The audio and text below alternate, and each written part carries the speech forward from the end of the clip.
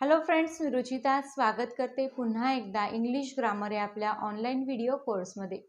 आजच्या सेशनमध्ये आपण एक नवीन चॅप्टर शिकणार आहोत आणि त्या चॅप्टरचं नाव आहे आर्टिकल्स। आर्टिकललाच आपण मराठीतनं उपपदे असं देखील म्हणतो। आता आर्टिकल्स म्हणजे काय ते आपल्याला माहित आहे की ए, ॲन आणि द हे तिघही आर्टिकल्स आहे।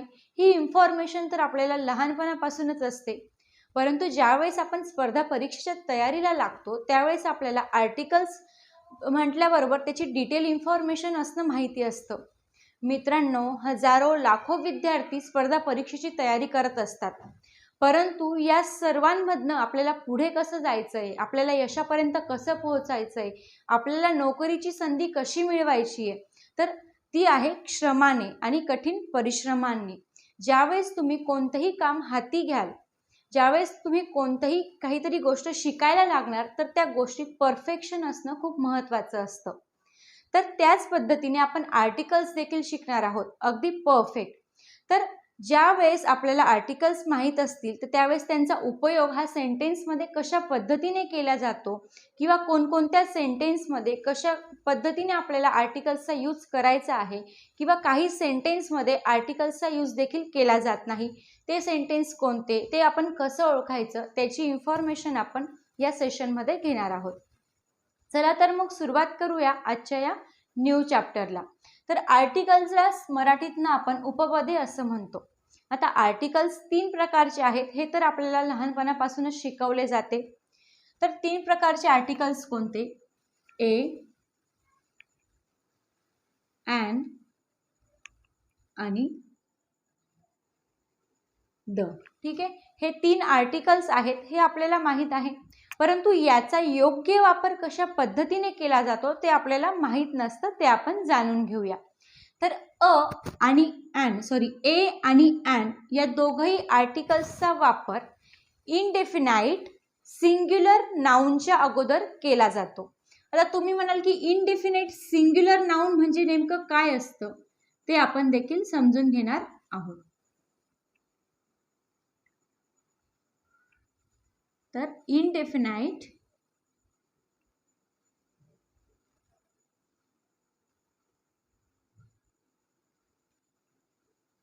सिंग्युलर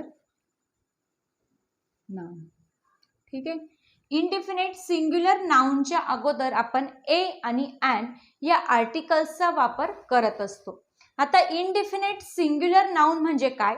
तर इनडेफिनाइट म्हणजे काय? अनिश्चित। इनडेफिनाइट म्हणजे अनिश्चित। सिंग्युलर म्हणजे काय? एकवचनी।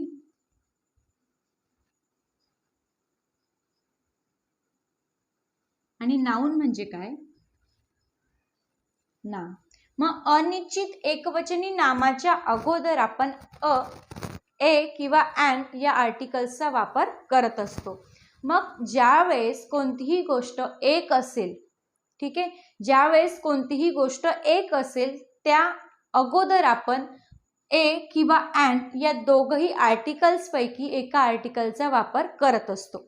आता नेमकं कोणत्या आर्टिकल्सचा वापर करायचा ते आपण नंतर बघणारच आहोत डिटेलमध्ये, पण एक बेसिक इन्फॉर्मेशन मी तुम्हाला इथे दिली आहे की इनडेफिनाइट सिंग्युलर नाउनच्या अगोदर आपण म्हणजेच एक अनिश्चित एकवचनी नामा अगोदर आपण कोणता आर्टिकल वापरतो? ए किंवा ॲन। मग द आर्टिकल केव्हा वापरले जाते? तर द आर्टिकल जे आहे ते आर्टिकल आपण केव्हा वापरतो? डेफिनाइट नाउनच्या अगोदर। केव्हा? डेफिनाइट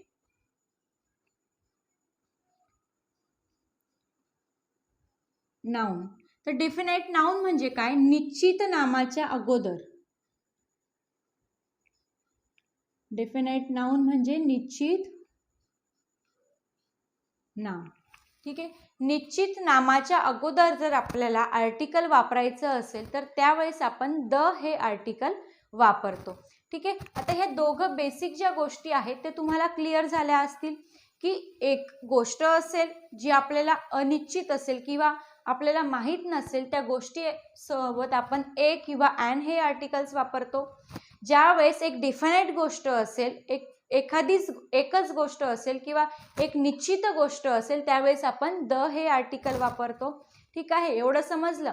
त्यानंतर बघूया की ए आणि ॲन या दोघही आर्टिकल्सचा वापर वेगवेगळ्या पद्धतीने कसा केला जातो. सुरुवातीला ए बघूया. तर ज्या वेळेस अनिश्चित सिंग्युलर नाउन असेल आणि त्याचा जो सुरुवात असेल ती व्यंजनाने होत असेल. कशाने? व्यंजनाने होत असेल. कशाची सुरुवात? इनडेफिनाइट सिंग्युलर नाउनची सुरुवात जर व्यंजनाने होत असेल तर आपण ए हे आर्टिकल वापरतो. आता व्यंजन म्हणजे काय तुम्हाला माहिती असेल. स्वर आणि व्यंजन आपण मराठी बाराखडीत शिकलेलोच आहोत.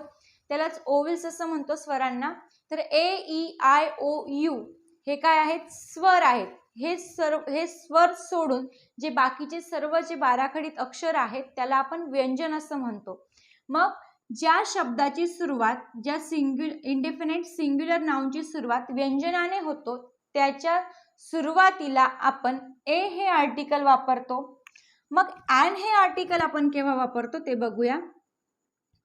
तर ज्या इनडेफिनाइट सिंग्युलर नाउनची सुरुवात, ज्या अनिश्चित एकवचनी नामाची सुरुवात स्वराने होते. कशाने? स्वराने होते.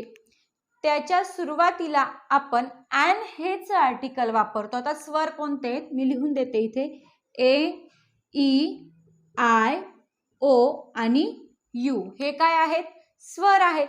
तर ज्या इनडेफिनाइट सिंग्युलर नाउनची सुरुवात या स्वरांनी होईल त्या स्वरांच्या अगोदर आपण ॲन हेच आर्टिकल वापरणार. ठीक आहे, आपण ए आर्टिकल वापरू का यांच्या अगोदर? नाही. ठीक आहे, एक्झाम्पल घेऊया.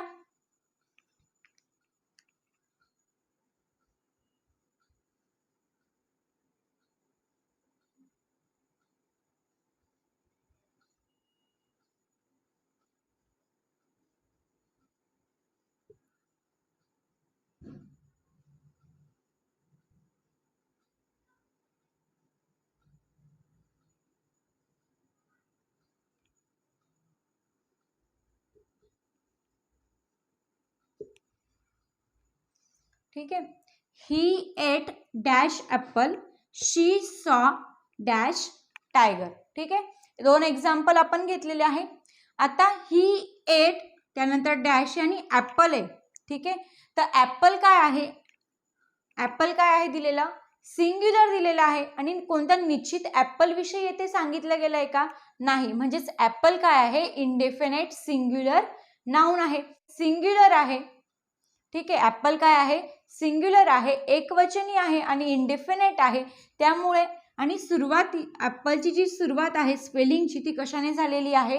ए ने झालेली आहे. म्हणजेच कशाने? स्वराने झालेली आहे. आपण रूल बघितला की ज्या वेळेस एखाद्या नाउनची सुरुवात म्हणजेच इनडेफिनाइट सिंग्युलर नाउनची सुरुवात जर ए, ई, आय, ओ, यू या स्वरांपैकी होत असेल तर त्याच्या सुरुवातीला आपण कोणते आर्टिकल वापरतो? ॲन हे आर्टिकल वापरतो. मग ॲपलची सुरुवात ए ने झालेली आहे म्हणून येथे कोणते आर्टिकल वापरले जाईल? ॲन हे आर्टिकल वापरले जाईल. ठीक आहे, नेक्स्ट घेतला आपण एक्झाम्पल. शी सॉ डॅश टायगर. आता टायगर काय आहे? टायगर देखील इनडेफिनाइट सिंग्युलर नाउन आहे, अनिश्चित एकवचनी नाम आहे. कोणताही टायगर असू शकतो आणि टायगर कसा आहे? एकच आहे. म्हणजेच ते काय आहे? एकवचनी अनिश्चित एकवचनी नाम आहे. मग काय कशाची शब्दाची सुरुवात टी ने झालेली आहे म्हणजेच व्यंजनाने झालेली आहे. मग इथे आपण ॲन आर्टिकल वापरू का? नाही. ज्या वेळेस शब्दाची सुरुवात, नामाची सुरुवात व्यंजनाने होते त्यावेळेस आपण कोणतं आर्टिकल वापरतो? ए आर्टिकल वापरतो. म्हणजेच टायगरच्या अगोदर कोणते आर्टिकल वापरले जाईल? ए हे आर्टिकल वापरले जाईल. शी सॉ अ टायगर. ठीक आहे, आता इथपर्यंत तुम्हाला समजलंच असेल. नंतर द बघूया. आता द या आर्टिकलचा वापर सेंटेन्स मध्ये कशा पद्धतीने केला जाईल त्याचे एक बेसिक सेंटेन्स बघूया. एक सिंपल सेंटेन्स लिहिते. डॅश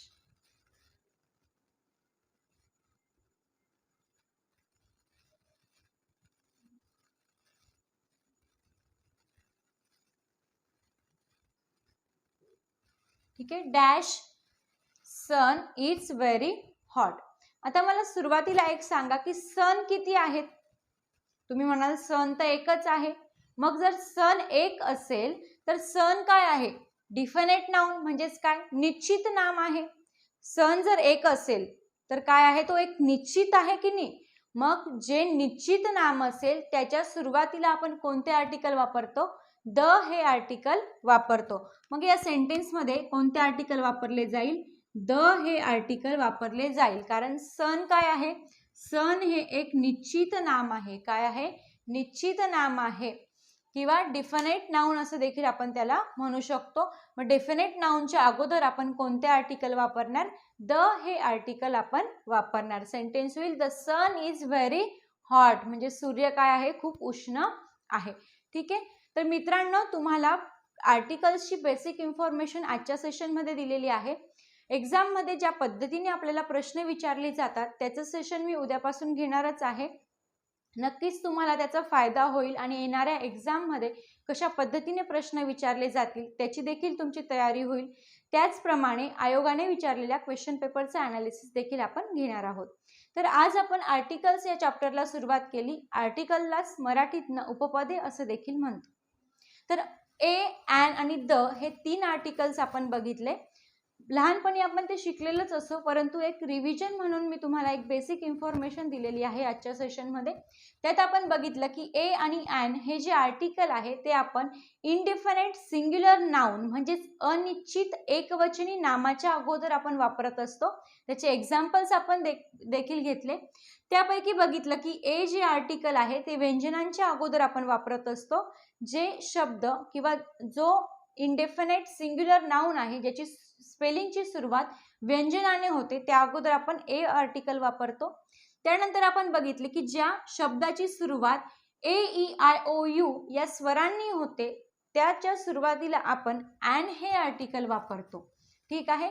त्यानंतर आपण द आर्टिकल विषयी माहित करून घेतलं की डेफिनेट नाउन म्हणजेच काय? निश्चित नामाच्या अगोदर आपण द हे आर्टिकल वापरतो.